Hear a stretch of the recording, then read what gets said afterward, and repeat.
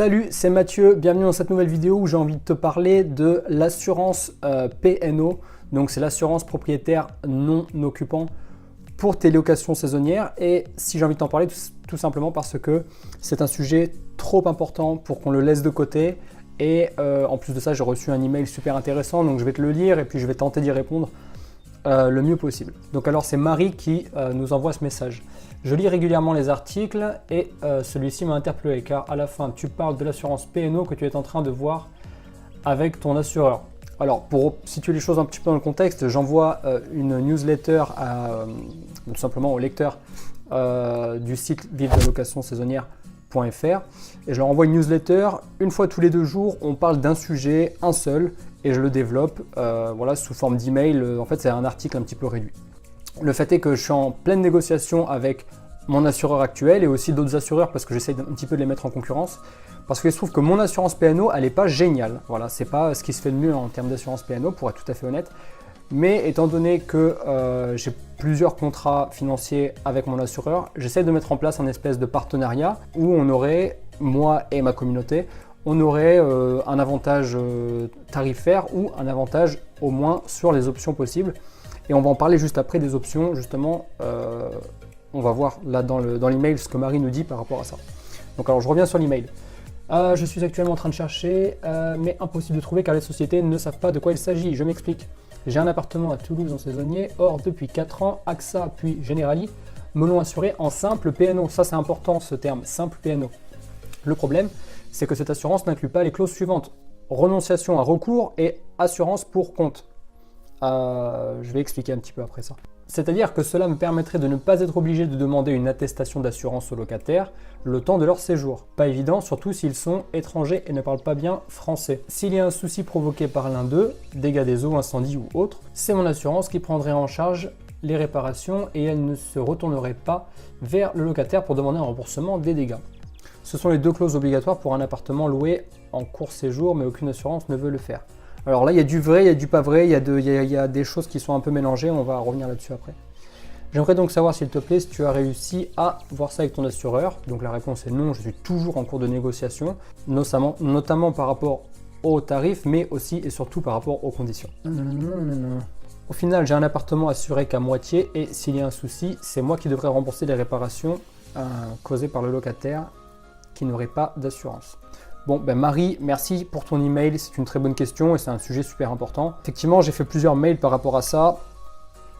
Bon, il y a plusieurs choses à savoir. Déjà, l'assurance PNO, donc propriétaire non occupant. Qu'est-ce qu'il faut savoir? Il faut savoir qu'il y a plusieurs types de PNO. Il y a la PNO simple et il y a la PNO de tourisme. Alors, ça dépend de l'assureur. Pour certains, il va y avoir une différenciation. Pour d'autres, il n'y en aura pas. Pour ceux qui ont une différenciation, ils vont avoir la simple PNO ou la PNO de tourisme ou ils l'appellent aussi la PNO vacances. Donc ça, par exemple, il se trouve que chez Allianz, ils appellent ça la PNO vacances. Maintenant, il y a des assureurs qui, eux, ne font pas la différence. Il y a des assureurs qui sont spécialisés dans les meublés de tourisme, par exemple. Je pense, là je l'ai noté juste ici, assureur gîte, en fait c'est Home Assure. Qui eux n'ont pas de différenciation, il n'y a qu'une seule assurance et après il y a des options, en fait il y a des choix d'options. Je pense que c'est un des meilleurs notamment, mais moi je ne travaille pas avec eux.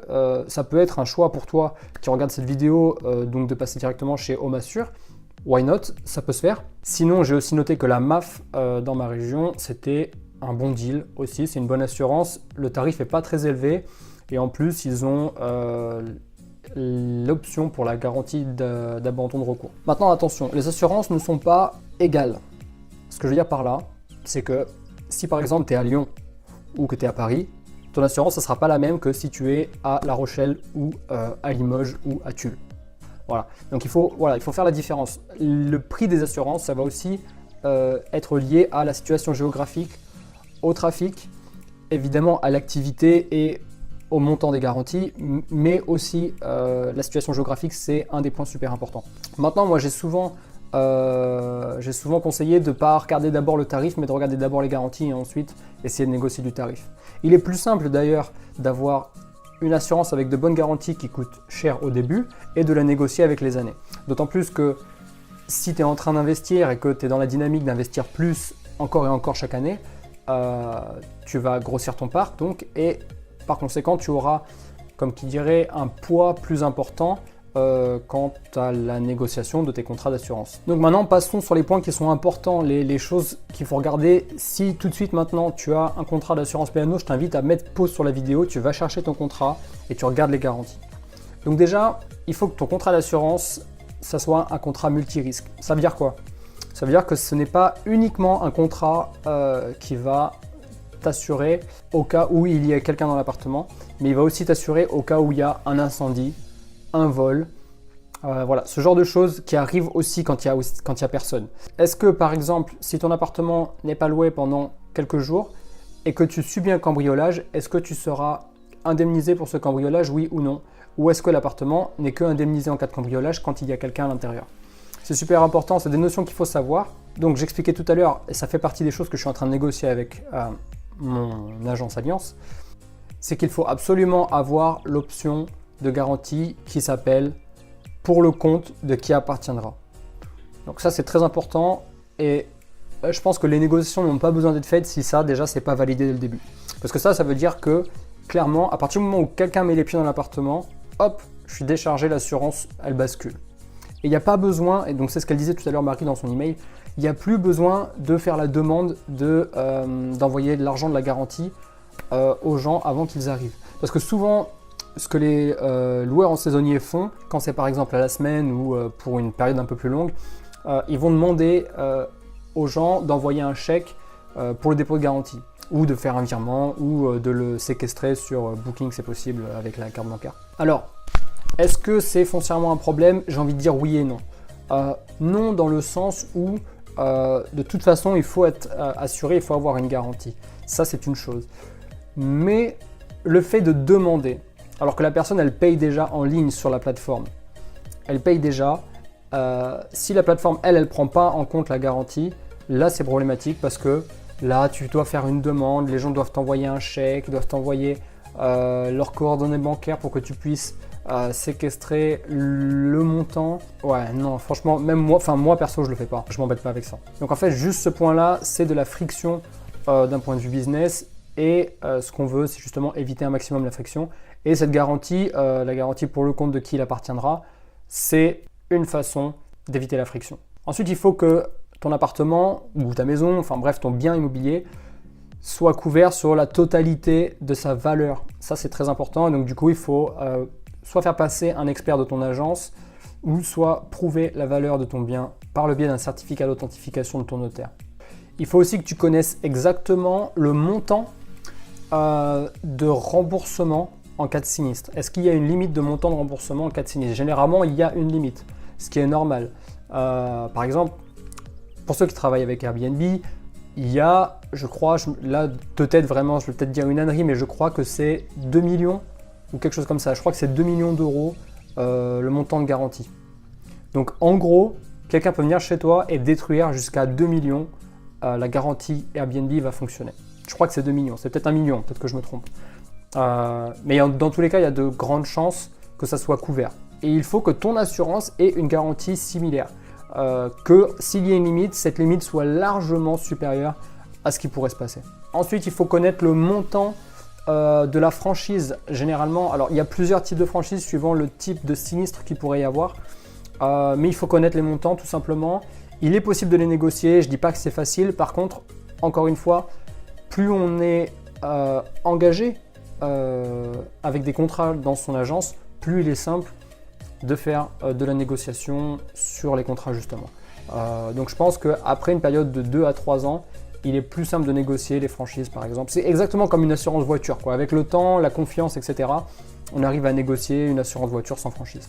Ensuite, il y a cette garantie très importante et que beaucoup de gens n'arrivent pas à négocier, et c'est justement l'un des points très importants que j'essaie de négocier encore une fois, c'est l'abandon de recours. Alors l'abandon de recours, c'est quoi? Tout simplement, c'est ton assureur qui ne te demande pas de compte, enfin en tout cas pas directement. C'est-à-dire qu'il y a un dégât, il y a un sinistre, ok, donc on prouve le sinistre. S'il y a besoin de faire passer un expert, on fait passer un expert.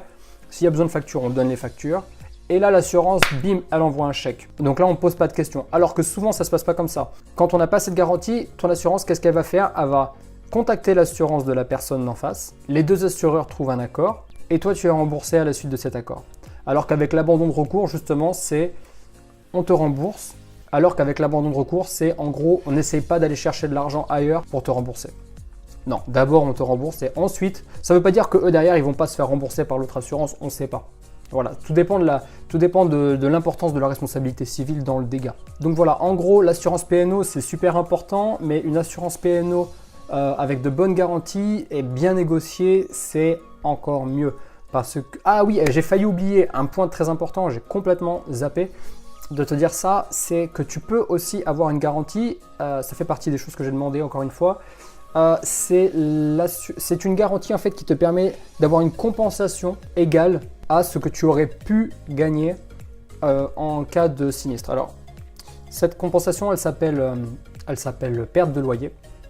Et donc la perte de loyer, c'est grosso modo, il y a un dégât dans l'appartement, le sinistre est trop important pour remettre directement en location, donc il faut du temps, il faut des réparations, et donc dans ce cas-là, les journées de non-location seront remboursées, je crois, sur forfait ou sur un calcul moyen ou égal à ce que ça pourrait te rapporter à l'annuité. Maintenant, ce genre de garanties, je pense que ça fait partie des choses les plus difficiles à négocier. Pourquoi? Parce que ça s'apparente à une garantie de perte de bénéfices dans les entreprises.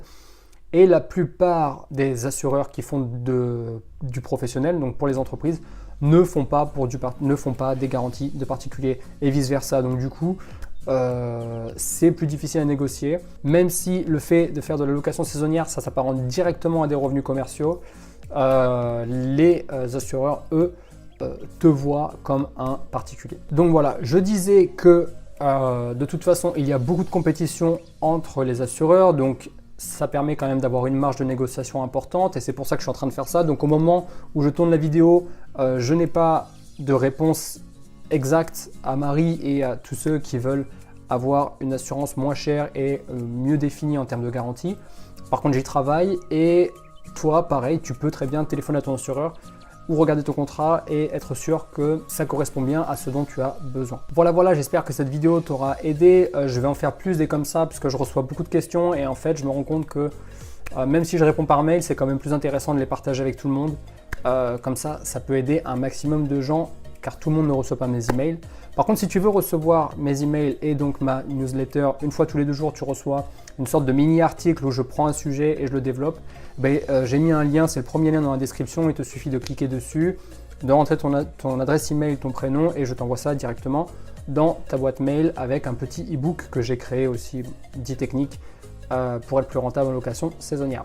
Écoute, je te remercie et je te dis à bientôt dans une prochaine vidéo. Ciao!